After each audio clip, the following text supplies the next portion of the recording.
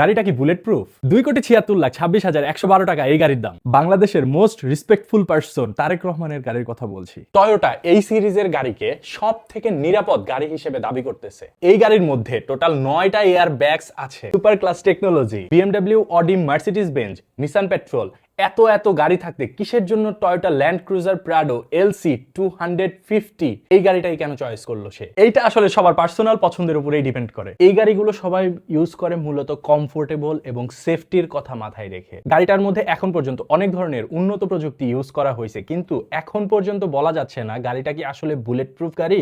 যদি bullet proof গাড়ি না হয় তাহলে যে কোনো সময় এই গাড়িটা বুলেট প্রুফ গাড়িতে কনভার্ট করা পসিবল। অনেকে আবার বলবে ভাব নেওয়ার জন্য এই গাড়িটা কেনা হয়েছে। ব্রো,